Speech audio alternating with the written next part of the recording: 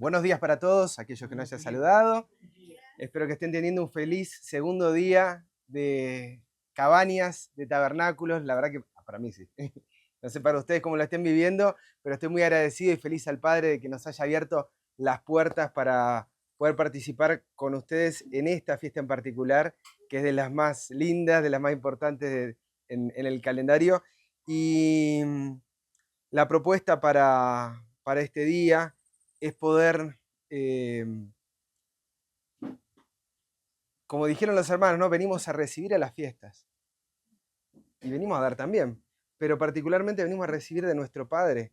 Y en el día de hoy la consigna era recibiendo su reino.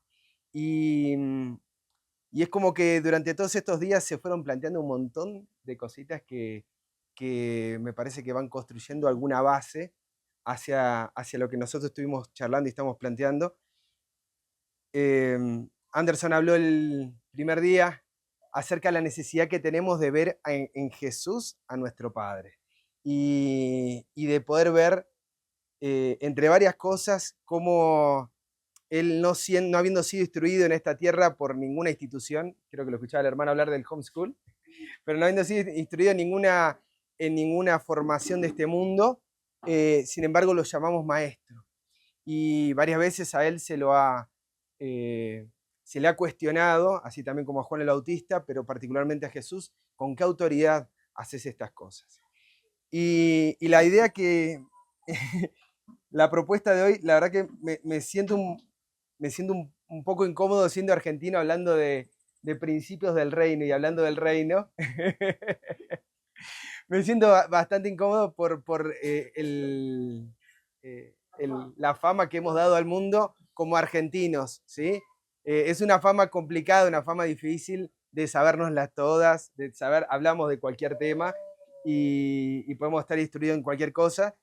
Y, y lo cierto es que, como decía ayer también Jonathan, Dios nos está llamando como hijos, pero también en condición de rebeldes. Entonces, a mí me gustaría comenzar con el texto que leyó el hermano Anderson, como para reforzar ese punto en particular. El hermano comenzó hoy la lectura de la mañana diciendo, no temáis manada pequeña. Lucas 12:32, no temáis manada pequeña. Y si hay algo que me siento en este momento como argentino es pequeño. No tenemos representación, somos dos nada más. Si hay algo que el Señor nos está llamando hoy, eh, es a poder considerar este punto en particular. No temáis. ¿Por qué? Porque a vuestro Padre le ha placido daros, ¿qué cosa? El reino, ¿sí? El primer mensaje de Jesús, el ministerio con el que Él comenzó su tarea en esta tierra, nos dice el libro de Marcos capítulo 1, verso 14 y 15, Marcos 1, 14 y 15, es que después que Juan fue encarcelado, Jesús vino a Galilea, ¿sí? Predicando el evangelio del reino de Dios. Y su mensaje era, el tiempo se ha cumplido. Y dice, y el reino de Dios se ha acercado. Arrepentíos y creed en el evangelio, creed en la buena nueva. El mensaje de Cristo a lo largo de todo su ministerio aquí en la tierra era predicar que el reino de los cielos se había acercado. Y conocemos bien en el Sermón del Monte que el llamado es a descansar en la seguridad de que tenemos un Padre que nos ama, que no tenemos que estar pensando en qué comeremos, qué beberemos, qué vestiremos. Busquemos primeramente el reino de Dios y su justicia y todo lo demás va a venir por añadidura. Hay un llamado que nos hace el Padre a recibir ese reino. El reino se acercó. Y sin embargo, varias veces Jesús le pregunta y también lo cuestiona, ¿no? Acerca de, ¿qué es este reino? Por ejemplo, en Lucas 13:18, no lo busquen, eh, Jesús dice, ¿a qué es semejante el reino de Dios? ¿Y con qué lo compararé? ¿Y con qué podemos comparar? ¿Con qué comparó Jesús su reino? La semilla de mostaza, la perla de gran precio. ¿Con qué más? ¿Con qué más recuerdan ustedes? Las 10 vírgenes. ¿Sí? Hay un montón de cosas que nos hablan acerca de qué. ¿Qué? El hijo de pródigo, la moneda perdida. Es semejante a... Entonces, el el deseo de Jesús constantemente fue poder ejemplificar en términos humanos acerca de las realidades celestiales. ¿Estamos de acuerdo? ¿Y qué es ese reino? ¿Cómo lo podríamos sintetizar? ¿Qué es esa perla de gran precio? ¿Qué es ese tesoro escondido? Constantemente podemos ver que nos está haciendo alusión a Él. O sea, el reino de los cielos se está acercando, Él se está acercando a nosotros. Sin embargo, hay 2 veces donde se menciona algo que es muy interesante. En el libro de Mateo capítulo 20, verso 1, Mateo capítulo 20, verso 1, y ya van a ver que conmigo vamos a ir bastante al texto, pues si tenemos la posibilidad de leer la Biblia, vamos a hacerlo. Ayer a la noche se complicó un poco por la fogata, pero si tenemos la posibilidad, los invito ahí a buscar y a seguirme con la lectura. Mateo capítulo 20, verso 1, Jesús dice, porque el reino de los cielos es semejante a ¿qué? A un hombre. ¿Y cómo es este hombre? Padre de familia, ¿sí? Y nos está ejemplificándolo Jesús de una manera que a nosotros nos sea sencillo entenderlo en términos relacionales, en términos familiares.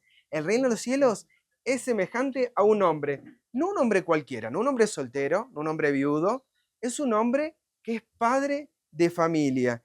Y dice que, conocemos la historia, que salió por la mañana a contratar obreros para su viña, tenía su negocio. También podemos ver en Mateo capítulo 13, verso 52, Mateo capítulo 13, verso 52, que dice, Él les dijo, por eso todo escriba docto en el reino de los cielos es semejante a un padre de familia que saca de su tesoro cosas nuevas y cosas viejas. Y ahí podemos encontrar algunas citas que hablan en relación a el Antiguo y Nuevo Testamento y cómo a partir de la lectura del Antiguo y Nuevo Testamento y armonizar podemos encontrar en esa relación cosas nuevas y cosas viejas, ¿sí? Pero lo que me quiero detener es nuevamente aquí a este punto. El reino de los cielos es semejante a esto. Y acá nos agrega alguien más. El escriba docto, el que ministra la palabra, el que comparte ese tesoro, en el reino de los cielos es un padre de familia. Así como el escriba es ese padre, el reino de los cielos es una familia, ¿sí? Y este término me pareció concreto, ¿sí? Para poder ejemplificar el punto de qué es el reino de los cielos. El apóstol Pablo dice en Efesios capítulo 2, verso 19 al 20. Efesios 2, capítulo 19 al 20 dice, así que ya no sois extranjeros ni advenedizos, sino conciudadanos de los santos y miembros de la familia de Dios. Nosotros somos miembros de esa familia y nos dice que ese reino, esa ciudadanía, esa familia está edificada sobre el fundamento de los apóstoles y profetas, siendo la principal piedra del ángulo Jesucristo mismo. El fundamento de esta familia es Jesucristo. Como ayer decían, creo que Carlos lo mencionó varias veces, el sacar a Cristo como hijo de Dios destruye el reino de su Padre. O sea, entender de que Cristo como hijo nos está ejemplificando este reino, ¿sí? Que no es una cuestión teológica, no es una cuestión de poder de si es Dios o no es Dios, sino que nos está hablando de una relación. Y nos está planteando de que el reino de Dios es un reino relacional, que tenemos un padre, un papá, que tiene muchos hijos y que quiere tener muchos hijos y que se alegra de tenernos como su familia. ¿Y qué somos cuando estamos fuera de esta familia? ¿Qué nos dice el apóstol Pablo? Dice que así que ya no sois extranjeros. Cuando no éramos parte de esa familia, somos extranjeros del reino de los cielos. Somos extranjeros, estamos fuera de eso. Y también nos dice que somos extranjeros y advenedizos, estamos fuera de esta familia. El Señor nos está invitando a este reino. Amén. Y una pregunta, ¿qué es lo contrario? ¿Cuál es el contraste? Porque pregunto, ¿Jesús hace contrastes? ¿Jesús contrasta qué es el reino con lo que no lo es? Vimos muchas veces que el reino de los cielos es semejante a esto, es semejante. Pero, ¿cómo define Jesús qué no es ese reino? En Juan capítulo 18, momento donde a Cristo lo están apresando en el Getsemaní, en el Monte de las Olivas, momento previo en donde Él iba a entregar su vida por cada uno de nosotros, Juan 18, 36,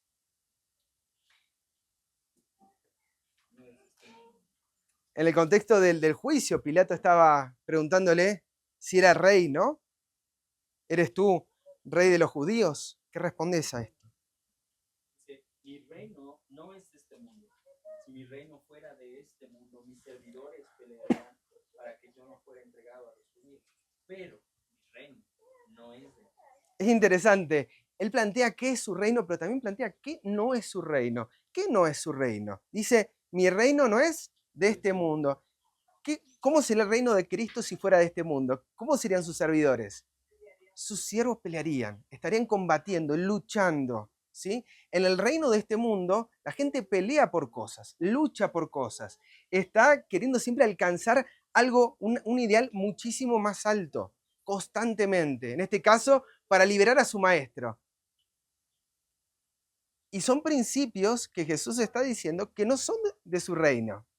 Y a mí me gustan mucho las profecías. El otro día estaba pidiéndome mi hermana que le explique a mi sobrino acerca de Daniel 8. ¿Cómo explicarle Daniel 8 a un joven, a un niño, ¿no? Y uno se podría centrar en los grandes imperios, en Medo-Persia, en Grecia, y podríamos estar hablando de batallas y conquistas. Sin embargo, lo que vemos allí son los reinos de este mundo. Uno crece, sube, y cuando crece y está en su mayor fuerza, sube el otro, ¿sí? Y lo destruye, y sigue el otro, hasta un punto, ¿sí? Hay un fin en esto, que no es el tema de esta mañana, pero me encantaría poder conversar esto en algún momento, pero hay un momento donde eso termina, donde ese continuo termina y finaliza, ¿sí? Jesús nos está diciendo que ese no es su reino. La sierva de Dios dice, y perdón que voy a leer algunas citas, pero me parecieron ilustrativas, ya lo han mencionado, en la revista Reverend Herald del 18 de agosto de 1896, ella dice, la profecía ha establecido claramente la naturaleza del reino de Cristo. Él planeaba un gobierno que no utilizaría la fuerza. Sus súbditos no conocerían la opresión. Los símbolos de los gobiernos terrenales son bestias salvajes, león, oso, leopardo, una bestia espantosa y terrible. Pero en el reino de Cristo los hombres están llamados a contemplar no una bestia feroz, sino el Cordero de Dios. Que, vamos a hacer un paréntesis, sí, es el león de la tribu de Judá. Apocalipsis capítulo 6, ¿verdad? Pero aún siendo el león, ¿cómo lo ven en Apocalipsis 6? Como un cordero inmolado. Un cordero.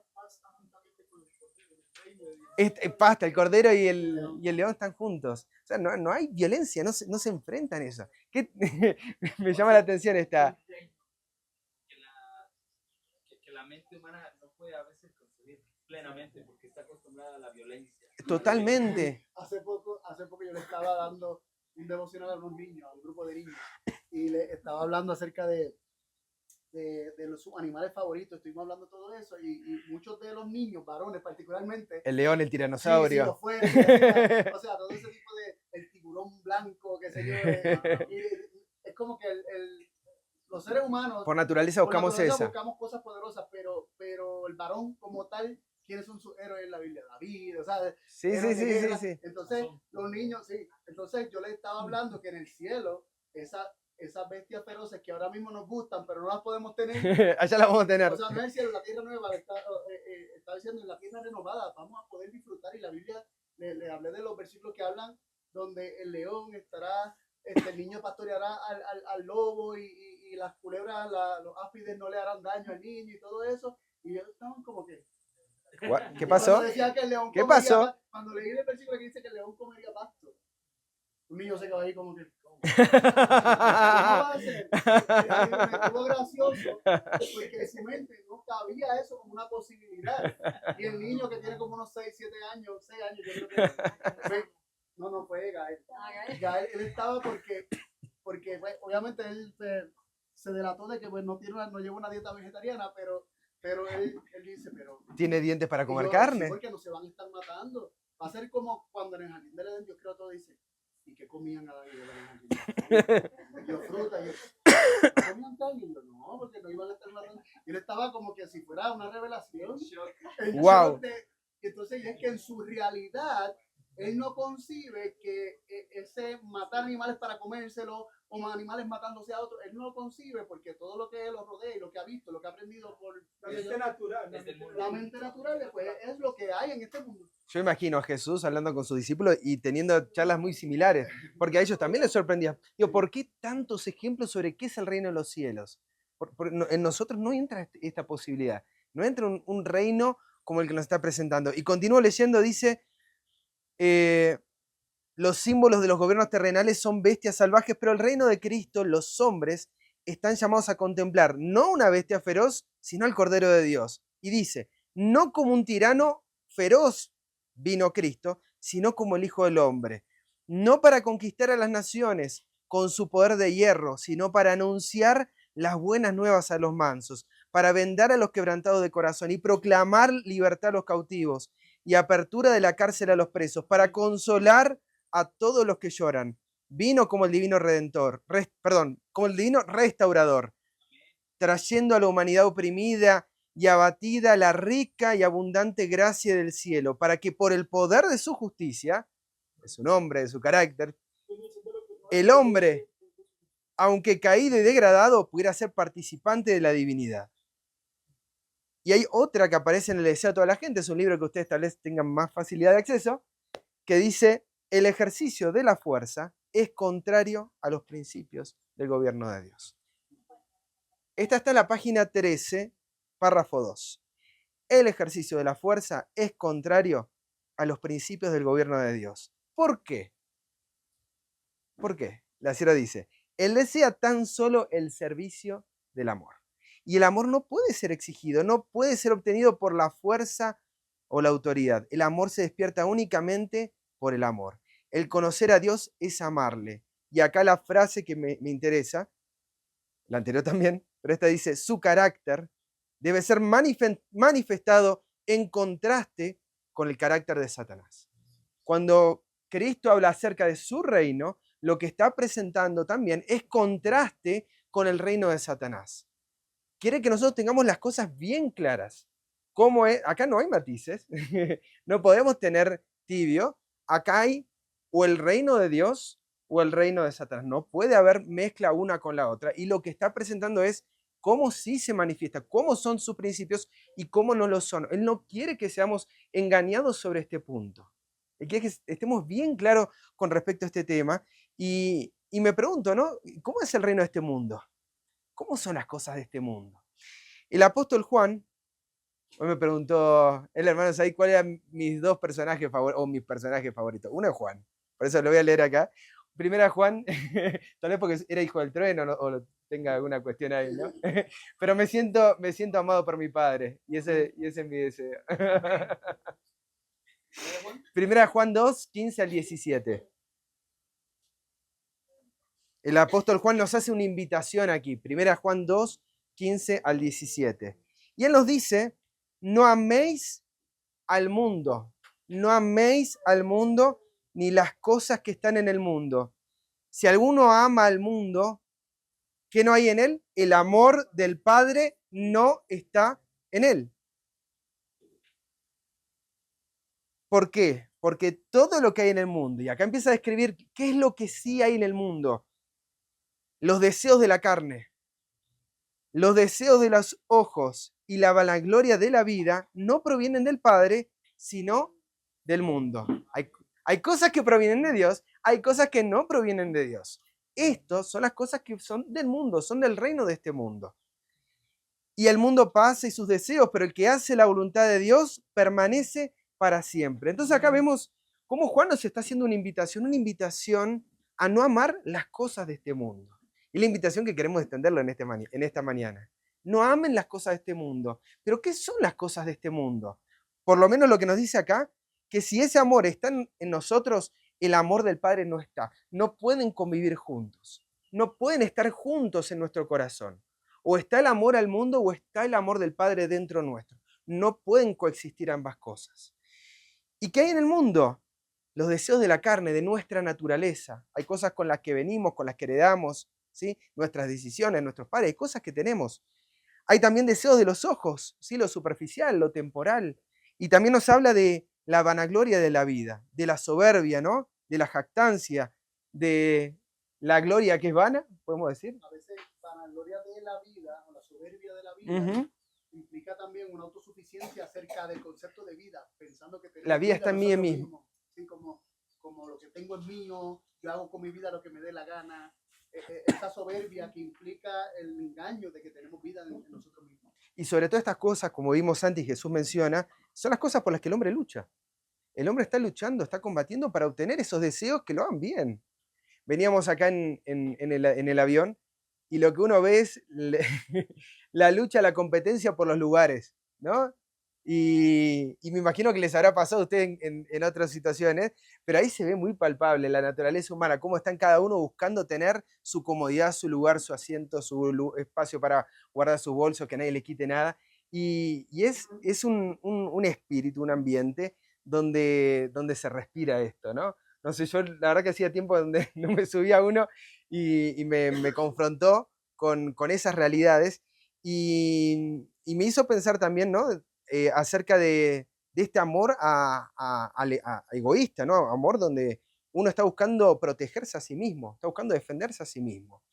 ¿Y por qué nos dice Juan que no amemos las cosas del mundo? Verso 17, porque el mundo pasa, esas cosas son pasajeras. Dice, y sus deseos, pero el que hace la voluntad de Dios permanece para siempre.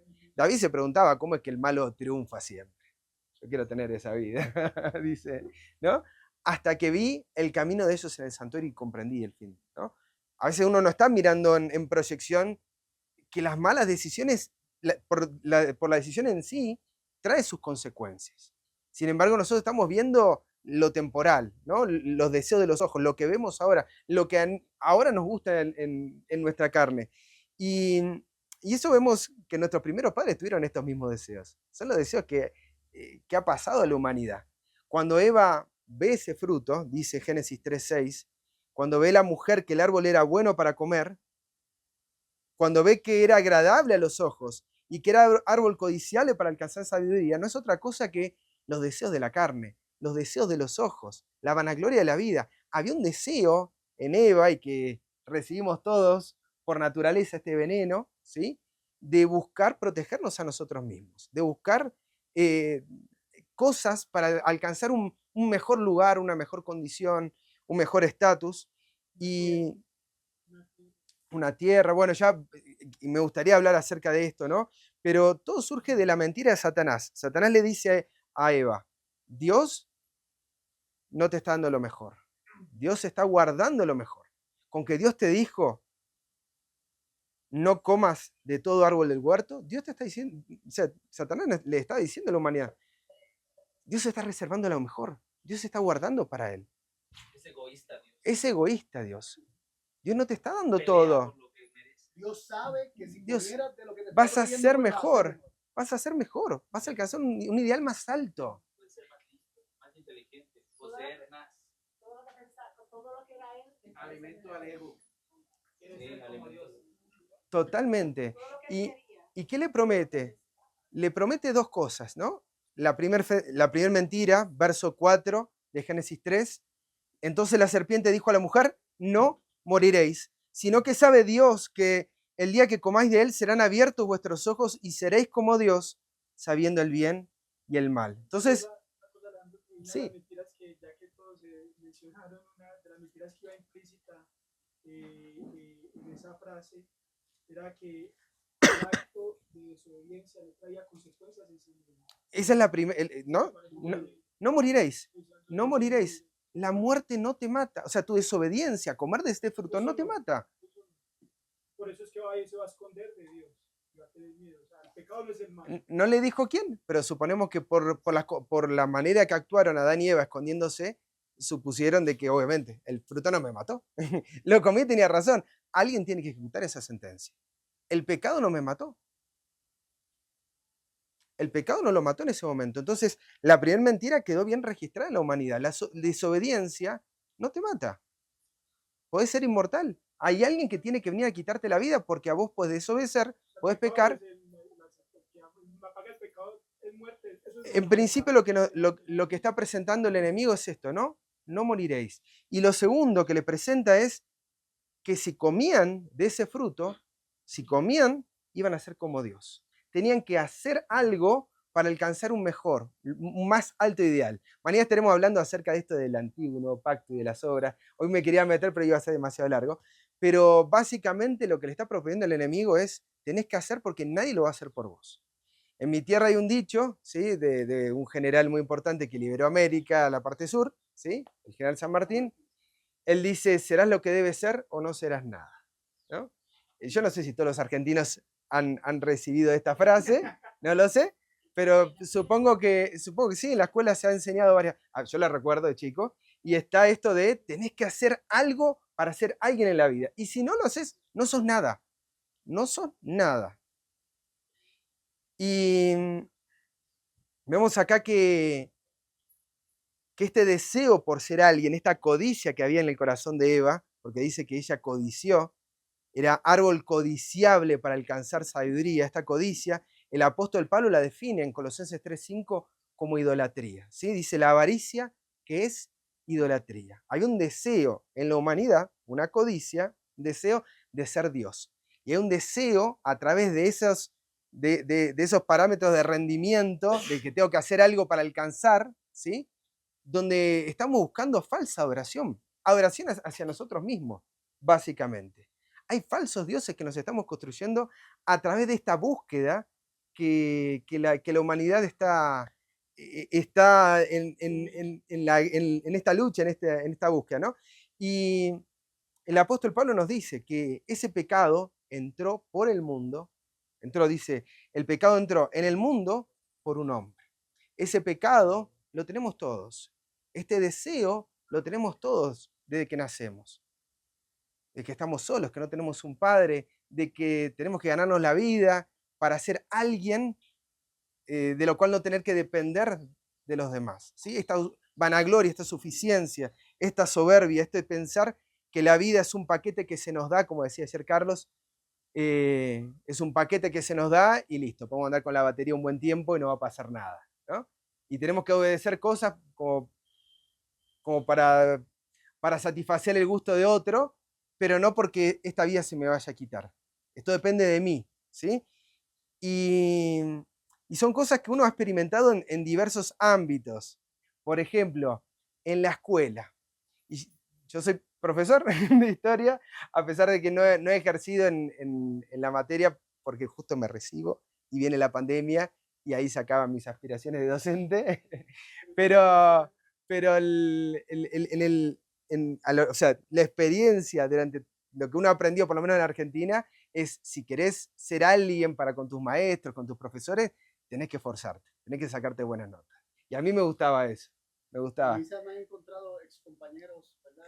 De la universidad que estudiábamos historia juntos, y ya están ellos hechos doctores en historia, han viajado el mundo, enseñado en diferentes lugares, y cuando me escriben por Facebook... ¿Y qué es de tu vida? ¿Qué haces? ¿Qué es de tu vida? ¿En qué terminaste el doctorado?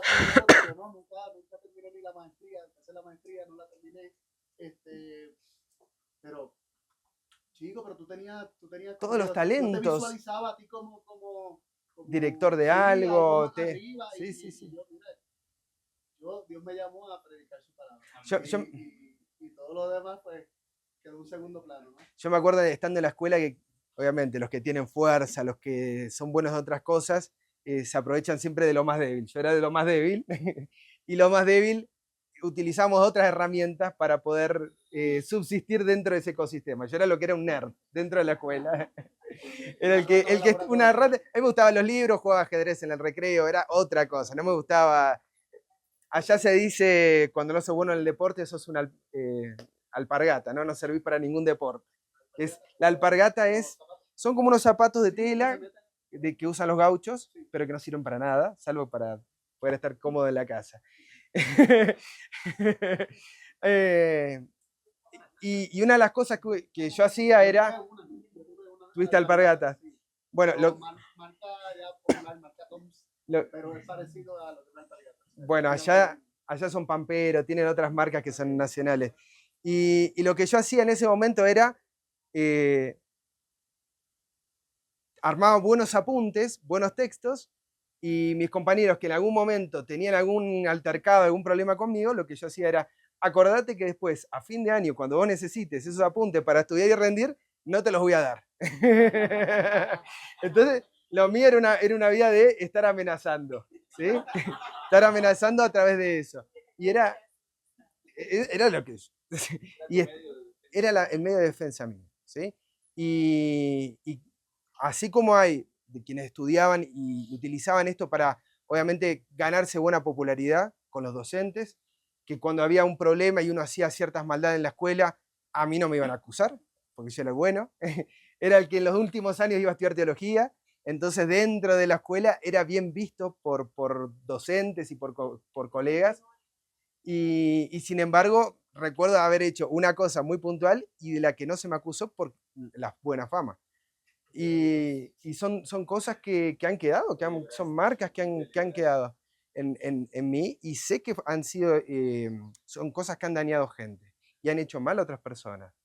Han sido malas decisiones. Sin embargo, en el deseo de protegerse uno, de querer destacarse, uno ha hecho un montón de cosas en esta vida que han sido parte de estos principios del reino de este mundo. Y son cosas que hemos visto, no son cosas que hemos hecho nosotros solamente. Lo mismo por la apariencia, los que eran los más lindos, en los que tenían acceso a, no sé, mejores amistades, parejas, de grandes después mejores trabajos, ¿sí? La apariencia también son de aquellas cosas que el ser humano está buscando, está anhelando, está luchando, ¿sí? Y la otra vez veía un documental de cómo estos son industrias y hay países donde se dedican particularmente a estar bien estéticamente. Esto no es, o sea, puede implicar su futuro. Lo mismo, y hablamos acá, o sea, hablan de Argentina, hablan del fútbol, y entramos acá con el mundo del deporte, y es exactamente eso, o sea, no deja de ser otro Dios otro falso Dios que nos estamos levantando. Son falsos dioses. Y Argentina es un país que tal vez no tenga buena economía y demás, pero somos característicos por tener un buen deporte. Y el deporte ejemplifica este reino, totalmente. En los principios del reino del enemigo que estás describiendo, porque ¿quién es el que vale más en el deporte? El que mejor se totalmente. Y los demás son unos muertos, los demás son... Hay que, sí. Hay que atacar a los otros, al contrario, ¿no? Y los nombres de los clubes, muy relacionados también a las bestias, que estuvimos hablando acerca de Daniel y Apocalipsis, está todo muy vinculado con estos reinos del mundo que lo estamos viendo de forma natural en las cosas que están en la sociedad. En el mundo empresarial lo mismo, ¿sí? ¿Dónde trabajás? Si estás en una empresa y tenés un puesto elevado, se va a notar por la oficina que tenés, se va a notar por el asiento que tenés, se va a notar por el sueldo, por la silla, por el celular, por el escritorio, por la computadora, el auto, ¿sí? La pareja, el conocimiento, ¿sí? Y también podemos hablar de la nacionalidad, ¿sí? Como también la nacionalidad se ha vuelto un principio, ¿sí? de estos reinos de este mundo. Si tenés mejor visa, si puedes acceder a mejores países, gente que se casa particularmente para poder acceder a un bienestar, a una situación mejor. En Puerto Rico hay muchos dominicanos porque estamos ahí, compartimos ¿verdad? El Mar Caribe, estamos ahí vecinos uno al lado del otro. En Puerto Rico hay muchos dominicanos y el dominicano en Puerto Rico pues se dedica a cosas similares. Casi todos tienen verdulería o gomeras. ¿Qué es gomera? Para arreglar la goma de los... Está bien. Sí, me imaginé eso, pero... la goma de los carros. Sí. Gomería en Argentina. Gomera le dicen en Puerto Rico. Pues muchos trabajos fuertes, físicos, de construcción, los trabajan ellos, porque son trabajos que... O sea, en Argentina serían bolivianos, paraguayos. Exacto. En Argentina muchos bolivianos solo tienen la perfumería. Pues algo así pasa con los dominicanos. Pero ¿qué pasa? También hay como un desprecio muchas veces hacia el dominicano. Entonces, cuando estuvimos en República Dominicana, notamos que está el mismo desprecio hacia los haitianos, porque están en una condición peor y no queremos que esa gente invada. Y hay nos sacan el trabajo. No hay un plan en la frontera, entre cada pueblito está la milicia allí velando que no se metan haitianos para la República Dominicana, que no se dañe la raza, como dicen muchas veces. Y es tremendo porque vemos lo mismo, ¿no? se hace desde más arriba hasta más abajo, pero el mismo principio se sigue aplicando. Ese- Las naciones que están mejor económicamente y más prósperas discriminan sobre las que están más cerca que no son tan prósperas, y así esa también, aunque es discriminado, discrimina contra los otros Mm, y sigues buscando sentirse mejor que el otro.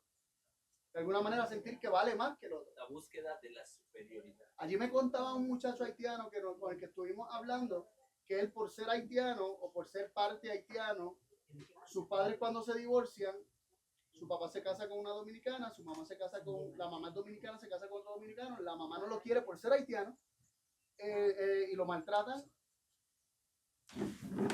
Y en la casa del papá lo maltrataban también la madrastra, él siendo pequeño, 6, 7 años, lo maltrataban por ser haitiano. Entonces, él a los 7, 8 años huyó de su casa y se fue a vivir a las calles y vivió comiendo de lo que encontraba en la basura y prácticamente creció solo. Porque no se sentía amado, porque en su propia casa había discrimen, en su propia casa había rechazo por él ser de una nacionalidad. te sacaba valor. Así como Exactamente. hay gente que está Y que no buscando sepan que tengo un otra. hijo haitiano, que no sepan que, Ujú. ¿entiendes? Yo no soy de esta nacionalidad, yo ahora tengo otra, ¿no? ¿Por qué me están hablando, ¿viste? Por más que mi apariencia parezca de esto, ahora tengo otro estatus, ¿no? Gracias, Carlos, por eso también. Vemos acá cómo el valor en este reino, de este mundo, se está buscando a través de los logros, a través de lo que vos podés hacer o alcanzar, ¿sí? Y son cosas que te sacan el reposo, que te sacan la paz. Estar todo el tiempo detrás de, tengo que hacer esto para ser alguien en la vida. Constantemente estar pensando en esto.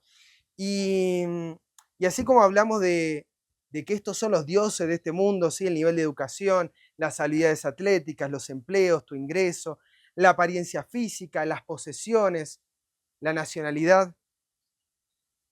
¿Será que cuando ingresamos a la iglesia esto cambia? ¿Sí o no? Ey, ¿sí o no? Es lo mismo. Cambia, dejamos el reino de este mundo y entramos al reino de los cielos, y cambió acá en la iglesia eso. Es igual, pero ahora en el contexto de la iglesia. Por ejemplo, cuando hablamos del nivel de educación, ¿no hablamos también del conocimiento bíblico? Mirá qué bien que predica este hermano, cómo me gustaría, que mucho sabe, wow, a mí me encantaría poder agarrar la Biblia y leer así sin tener ningún machete, ningún papel. ¿Cómo sabe? Oh, sí. Era como se dice, etcétera. O, mirá cómo predicó este, qué horror. ¿Cuántos días ¡Qué ayunan? desastre! ¿Cuántos días ayunan? ¿Cuánto ¿Cuántos tiempo? parches tengo aquí en el- Ah, la cucarda. Y en el caso de los pastores, ¿cuántos bautizan? ¿Cuántos bautizan? ¿Cuántos seguidores? Sí. ¿Cuántos seguidores en las redes sociales? ¿Cuántos seguidores? ¿Cuántos likes? ¿Cuántos estudios bíblicos? Ah, sí, sí, claro. La experiencia. Toca la guitarra.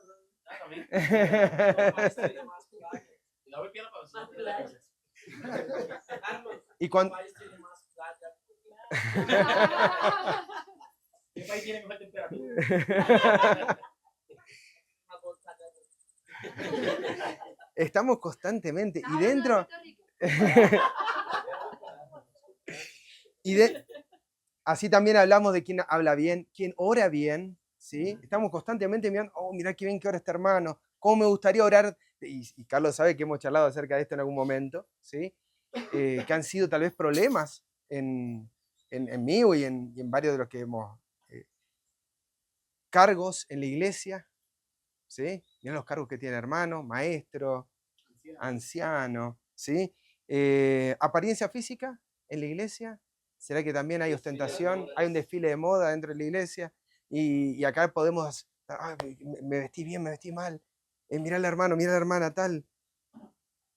Y hablando de posesiones o activos, hablar acerca de los dones, de los talentos que tenemos. Mirá cuántos talentos tiene el hermano que toca la guitarra, yo no tengo ninguno. ¿Sí? Ahí en el comentario, ¿no? Lo mismo podríamos hablar de la hospitalidad del hermano, cómo recibe o cómo predica.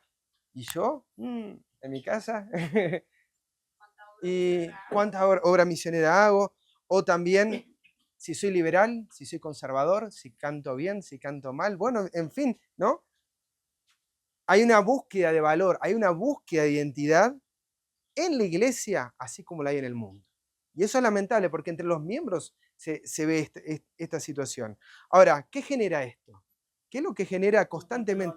Falta de valor, sí, pero ¿qué produce esto en el corazón humano? Está buscando constantemente luchar en la aprobación, luchar contra el que no tiene la misma situación que yo, ¿sí? Compararse, las comparaciones. Según una relación.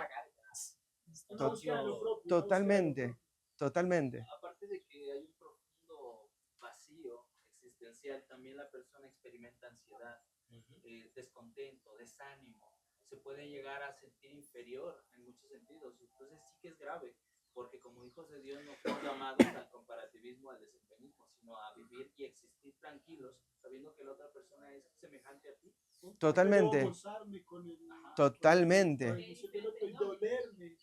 Amén, amén, amén. Y entonces vemos acá que en la Biblia encontramos que esta forma de religión egocéntrica que está basada en el yo, tuvo alojamiento en quienes estuvieron más cercanos a Cristo, que son sus discípulos. En el libro de Mateo, y los invito a leer allí, Mateo capítulo 18, verso 1, los discípulos, Mateo 18, 1, quiero leer solamente de ahí un pasaje y después pasamos a la lectura central para este día. Mateo 18, 1, en aquel tiempo dice, los discípulos vinieron a Jesús diciendo, ¿quién es el mayor en el reino de los cielos? Hay una pregunta interesada por parte de los discípulos. Quiero ser el mayor, quiero ser el más grande, quiero ser como Dios. Y ellos querían conocer, ¿no? Querían entender que Jesús les explique quién ese es el más grande en el reino de los cielos. Hay una necesidad de satisfacer el yo, una necesidad basada en uno mismo. Y ahora sí me gustaría que me acompañe al libro de Marcos, Marcos capítulo 10, para ver un poco cómo lo vivieron esto. Cómo es que ellos estaban viviendo esta lucha por ser el mayor, por ser el más importante. Dice que Mateo 10, 35, Marcos 10, 35, Marcos 10, 35 dice que Jacobo y Juan, hijos de Zebedeo, se le acercaron diciendo, Maestro, querríamos que nos hagas lo que pidiéramos. Y él les dijo, ¿qué queréis que os haga? Y ellos le dijeron, concédenos que en tu gloria nos sentemos el uno a tu derecha y el otro a tu izquierda. Entonces Jesús le dijo, no sabéis lo que pedís. ¿Podéis beber del vaso que yo bebo o ser bautizados con el bautismo que yo soy bautizado? ¿En qué estaban pensando Jacobo y Juan? Estaban pensando en posiciones. Déjame sentarme a tu lado, en el reino que vas a establecer acá en la tierra. Yo quiero estar de un lado de tu reino, ser ministro de Economía, el otro quiere ser ministro de Defensa, no sé, me imagino, ¿no? ¿Cómo se habrán planteado esa relación? Defensa, ¿verdad? Estaban buscaban cómo ser el mejor, ¿sí? Y vos fíjate que eran ellos dos, o sea, no eran todos los discípulos. Ellos se creían que eran más buenos que los otros discípulos para sentarse a la izquierda y a la derecha. No plantearon, Pedro podría estar acá, ¿no? ¿Qué te parece poner a Pedro en el lugar de defensa? ¿Qué te parece poner a Judas en el Ministerio de Economía? No están por mí, sino yo quiero estar en ese lugar. Hay un deseo que buscan satisfacer. ¿Cómo? A la mamá también, ¿no? ¿Y cómo piensan que reaccionaron los demás? ¿Cómo debieran haber reaccionado, no? Pero ¿cómo reaccionaron? Marcos 10, 41. Se molestaron porque no se les ocurrió antes. Dice que cuando lo oyeron los 10, Marcos 10, 41, comenzaron a enojarse contra Jacobo y contra Juan. Y este es el espíritu que hay de los que viven en este reino. Hay constante lucha, combate, ¿sí? Comparaciones por poder acercarse a un lugar más alto. Mirá este que está publicando tal cosa, mirá este. Mirá lo que hace, ¿no? La crítica, la comparación, el enojarse porque él hizo algo que yo quería hacer antes. Constantemente estamos en estas luchas, en estas discusiones. Y es natural, ¿no? Que cuando los demás discípulos escucharon esto, se enojan. Es la naturaleza carnal, la naturaleza humana. ¿Por qué ellos y no yo? ¿Ellos son mejores que yo? Ahora, Jesús les explica el reino de Dios. Y acá en el verso 42 al 45 Jesús hace una comparativa importante. Él les dice, Mas Jesús llamándoles les dijo, sabéis que los que son tenidos por gobernantes de las naciones, ¿qué hacen? Se enseñorean de ellas, y sus grandes ejercen sobre ellos potestad. Esto es el reino de este mundo. Así actúan en este mundo. Ahora, no será así entre ustedes. De ustedes no va a ser de esta manera. ¿Y cómo va a ser? Sino que el que quiera hacerse grande entre vosotros será vuestro servidor. Y el que de vosotros quiera ser el primero será siervo de todos. Porque el Hijo del Hombre no vino para ser servido. La manifestación del carácter de Dios en mi vida no era no era para revelar que soy un rey, un señor, que tengo que dominar, que tengo que pisar al enemigo. Él vino para manifestar que el reino de Dios es un reino de servicio. Vino para servir, vino para dar su vida en rescate por muchos. Y Jesús es el que está haciendo esta comparación. Jesús quiere que tengamos bien claro la diferencia entre estos reinos, porque compete a nuestra vida, porque Él está viendo las discusiones que están habiendo entre hermanos, las luchas que están habiendo entre nosotros por ver quién es el mayor, quién es el más importante. O sea, Jesús quiere que nosotros seamos sencillos de corazón, que experimentemos la humildad. Amén. Amén. Amén. El reino de Dios, los grandes son los que sirven. ¿Sí? Cada persona sirve y este modelo lo tenemos en Cristo. Cristo nos está revelando cómo es el reino de Dios. Cristo nos está revelando cómo es el carácter de Dios. Ahora, el reino de este mundo es un reino donde se ejerce autoridad, donde se ejerce el poder, donde el grande se tiene que enseñorear del menor. Y esto lo vemos incluso hasta dentro de las denominaciones. ¿Sí? Lo que son expulsiones y persecuciones de aquellos que no piensan como uno, tienen que ver con este carácter claro, de coerción, de sentirse que yo soy el dueño de esta verdad. Y en el mundo se ve totalmente. Totalmente. Es un principio que se manifiesta, no importa en qué lado tú estés. Es el mismo principio. Amén. El principio del reino. Totalmente. Y vemos acá que Pues es que yo le decía a Nicodemo que era parte de una iglesia, porque no nació en la carne, amén. tienes que nacer de nuevo. Amén. Amén. Amén. Hay una necesidad que tenemos de nacer de nuevo. Y por eso me gusta cuando dijo, no temáis manada pequeña, porque a nuestro Padre les ha placido darles el reino. Él quiere que nosotros tengamos esta nueva experiencia. Amén. Entonces, cuando ingresamos a la experiencia cristiana, ¿traemos estos conceptos? ¿Traemos los conceptos del reino de este mundo? Claro que sí. ¿Estamos buscando aprobación de los demás en todo lo que hacemos? Lamentablemente, esta es una realidad. Constantemente. Y es más, uno termina el tema y está esperando a ver si le vienen a recibir, a salvar.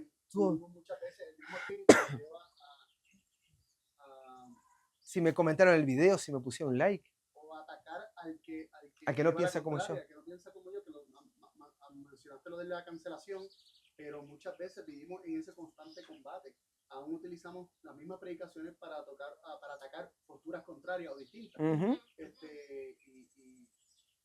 Y vemos que eso corresponde de vuelta a los mismos principios del reino de Satanás, no de Cristo. Dejamos de ver al otro. Esta postura, yo tengo la verdad.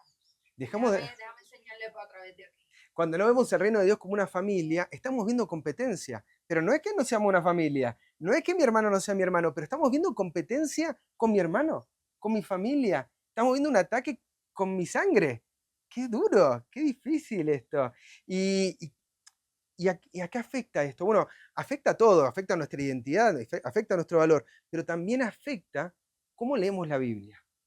Por ejemplo, en Lucas capítulo 10, yo sé que tenemos poco tiempo, pero por favor denme un segundito más como para poder cerrar aquí la idea. Lucas capítulo 10. Voy a aprovechar mientras buscan.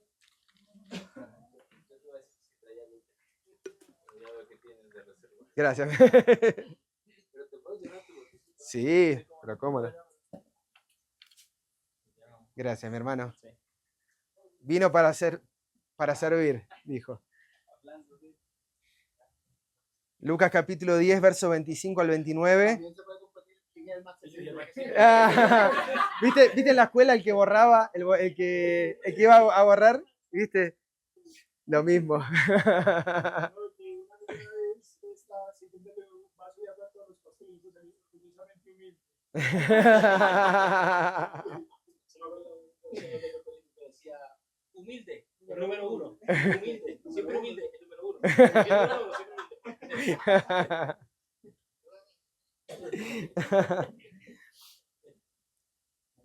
Volvamos entonces, ¿cómo afecta esto? Afecta también a cómo leemos la Biblia. En Lucas 10, 25 dice que aquí un intérprete de la ley se levantó y dijo para probarle, Maestro, haciendo qué cosas heredaré la vida eterna.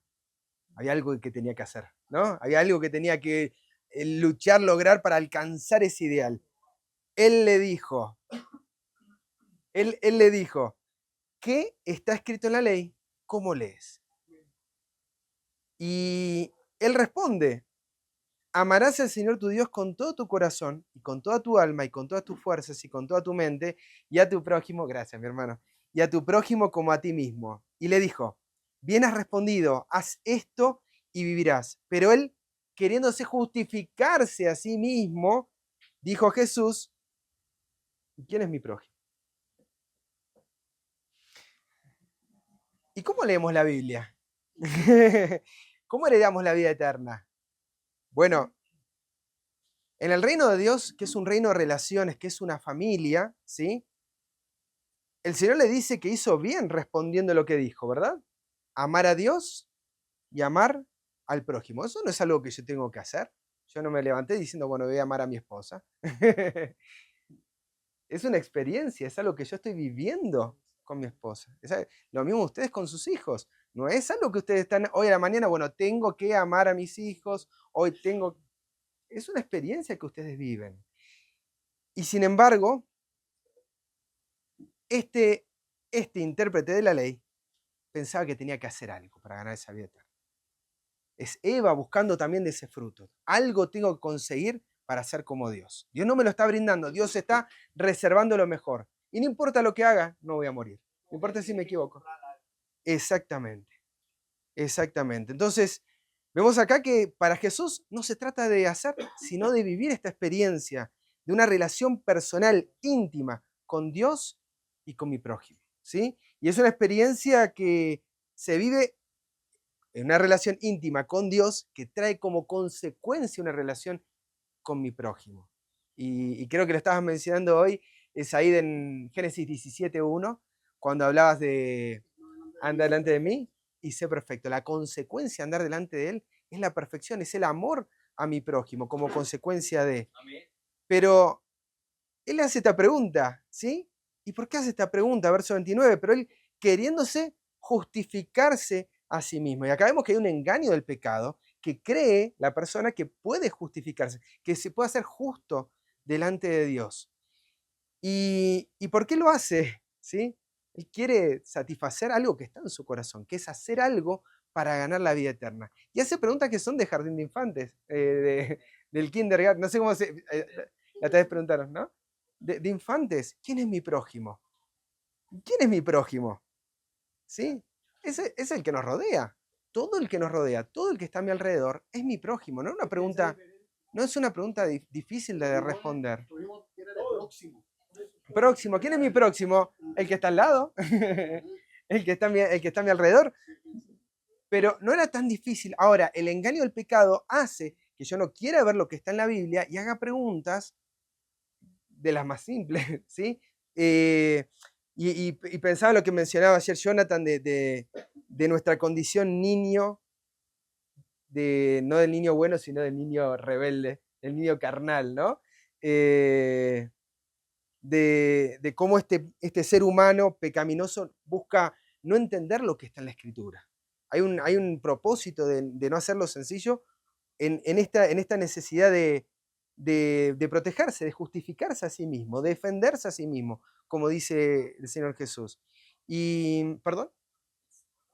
Se ve un poco de dureza de corazón, justificación y encima hasta cinismo.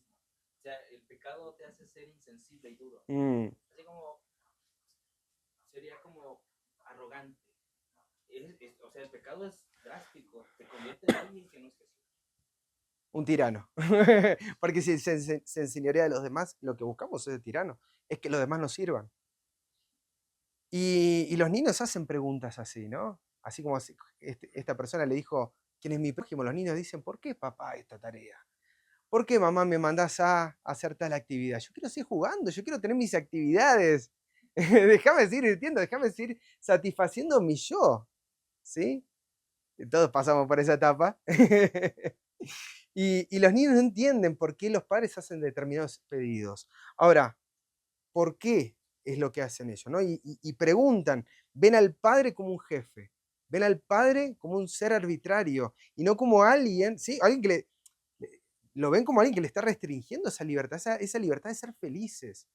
Tenemos la vida en nosotros mismos, ¿para qué obedecer a mis padres? Si yo tengo la posibilidad de autosustentarme, de sostenerme. Y finalizo con el texto que mencionó ayer el hermano Jonathan, los invito ahí a leer Gálatas 4. Gálatas capítulo 4. En Gálatas capítulo 4 el apóstol Pablo dice que entre tanto que el heredero es niño, en nada difiere del esclavo, aunque es señor de todo. En esta experiencia cristiana nosotros también comenzamos como niños. Empezamos recibiendo los mandamientos de Dios, no como niños, no como señores de todos, sino como esclavos. Como órdenes arbitrarias de nuestro Padre para nuestra vida. Gálatas 4:1. ¿Y qué son los mandamientos de Dios? No son indicaciones amorosas, ¿sí? Un anhelo que tiene nuestro Padre de protegernos, de bendecirnos, de un cerco de protección, ¿verdad? De darnos vida. No dice, no son cosas vanas, dijo Moisés, es vuestra vida. La palabra de Dios es vida. Sus mandamientos son vida para nosotros y nos llega en ese flujo constante. Ahora, un niño no es diferente al esclavo. Hace porque se le pide, hace porque se le está ordenando, ¿sí? Y no porque tiene ese anhelo de saber que su padre desea lo mejor para él, para su vida. Y Dios nos está llamando a salir de esta condición. Y a mí me gustaría pensar en lo que dice Gálatas capítulo 4, versos 2 al 8, que nosotros estamos bajo tutores y curadores hasta el tiempo señalado por el Padre. Así también nosotros cuando éramos niños estábamos en esclavitud bajo los rudimentos del mundo. Pero cuando vino el cumplimiento del tiempo, Dios envió a su Hijo, nacido de mujer y nacido bajo la ley, para que redimiese a los que estaban bajo la ley, a fin de que recibiésemos la adopción de niños, de hijos. Y por cuanto sois hijos, Dios envió a vuestros corazones el espíritu de su Hijo, el cual clama, Abba Padre. Así que ya no eres esclavo, sino hijo. Y si hijo, también heredero de Dios por medio de Cristo. Ciertamente en otro tiempo, no conociendo a Dios, servías a los que por naturaleza no son dioses. Nosotros como niños, siendo esclavos, pensábamos que estábamos teniendo la ley. Guardaba la ley y el ser esclavo, y hay una condición que contrasta la condición que Dios realmente quiere. Y me pregunto, ¿no? Si nosotros en esta experiencia cristiana, creyendo que estamos adorando a Dios, estamos adorando a aquello que no es Dios, sino a lo que por naturaleza no son dioses. Si pensamos que estamos practicando los principios del reino de los cielos, pero hay mucho del reino de las tinieblas, mucho del reino de este mundo, aún habitando en nuestro corazón. Y lo dice Pablo, ciertamente en otro tiempo, no conociendo a Dios, servías a los que por naturaleza no son dioses. Estábamos en esclavitud, bajo los rudimentos de este mundo, bajo estos falsos dioses del conocimiento, de la popularidad, de la vanagloria, de la búsqueda de valor propio, ¿sí? Y aún así, como decía Jonathan ayer, somos hijos. Aún así somos hijos, rebeldes, esclavos, con todos estos principios equivocados, somos sus hijos. El Señor nos ama y nos está buscando, nos quiere sacar de esta situación. ¿Y cómo nos saca de esa situación? Nos dice que Él nos da el espíritu de su Hijo. Amén. Nos da el espíritu de Jesús, que se somete, que se subordina a su Padre, que sabe que recibe todas las bendiciones de su Padre, para que clamemos Abba Padre, ¿sí? Para poder reconocernos y salir de esa condición de ver a Dios como un jefe para verlo como un padre amante. Said. Sí, Dios quiera, ¿verdad? Que todos podamos ser experimentar que no haya competencia entre nosotros, que haya humildad, corazones sencillos, que nos veamos como lo somos, ¿no? Iguales delante de Dios, que si nos hace falta valor y sentido del mismo, vayamos a Dios en oración y pidamos Amén. que saque esa oscuridad del corazón, porque como lo acabamos de leer, Jesús no quiere que sea así entre nosotros, que nosotros podamos vernos inocentemente, como dice este libro maravilloso. Guerra de Por eso identidad. quiero leerles este fragmentito, porque es muy Pues- chiquitito y creo que va a tono con lo que estás predicando, hermano. Amén. Y mira lo que dice, que está en Guerras de Identidad, al final del libro, dice,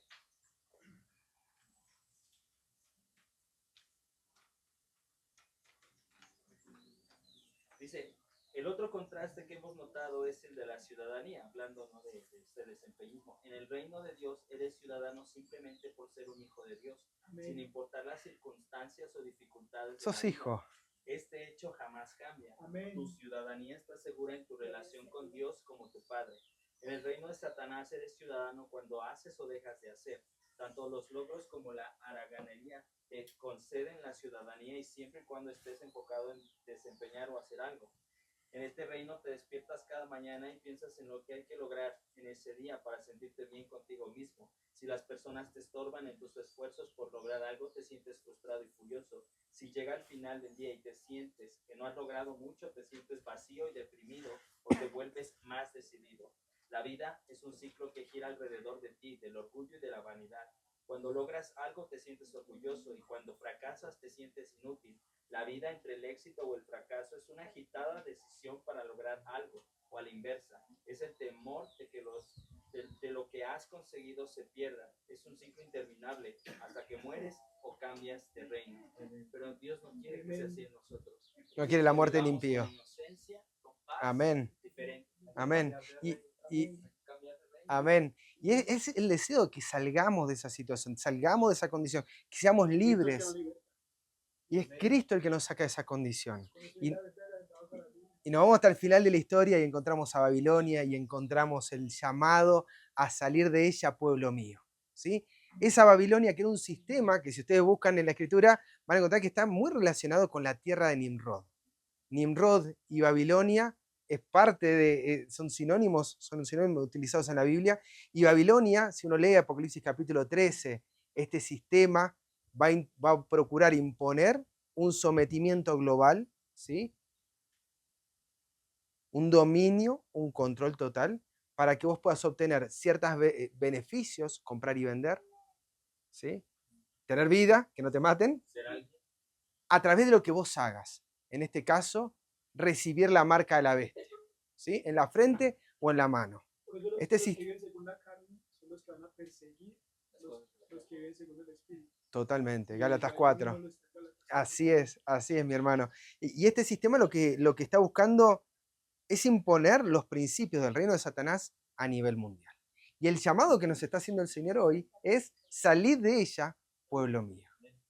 Hay un llamado que nos está haciendo el Señor en esta mañana, perdón. Amén. Pensaba en la noche porque fue el mensaje también que trajo Anderson. Y hay un llamado, así como hoy citaste acerca de Abraham, el salir de tu tierra, no solamente de tu familia, de tu parentela, así dice, vete de tu tierra y de tu parentela y de la casa de tu padre a la tierra que te mostraré. Hay un llamado a salir de esa Babilonia espiritual. Sacar tu corazón de las cosas de este mundo y pasarlo al reino de Dios. Amén. A Amén. la tierra de Dios que Donde Abraham y su descendencia van a recibir una tierra que no plantaron, que no plantaron nada, no construyeron los muros, nada. Amén. Amén. Amén. Y es mi deseo, es mi anhelo, mi corazón que ustedes puedan encontrar esta paz, esta tranquilidad. Hay muchas cosas más para seguir estudiando acerca de Nimrod que me encantaría que tengan la oportunidad de hacer. Ya saben, como diría Arturo, en un rato lo van a conocer. Si sabían que iba a predicar algo, ¿para qué me invitaron? Pero ya saben que me gusta leer estas cosas. Pero el Señor nos está llamando y es hora que sacamos esta inseguridad de estar constantemente buscando la aprobación de los demás para ser alguien en esta vida. De estar constantemente tras estas categorías de rendimiento para alcanzar un más alto ideal y poder encontrar la respuesta en Jesús, que él estaba descansando en el seno de su Padre.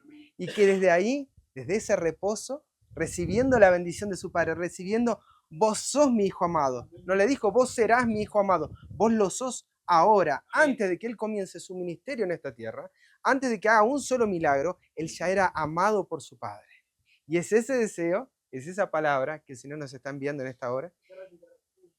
Y es ese deseo, es ese anhelo que podamos encontrar paz y descanso en Cristo. Que Dios los bendiga muchísimo. Gracias, hermano. Amén. ¿Les parece si oramos? Amén. Amén.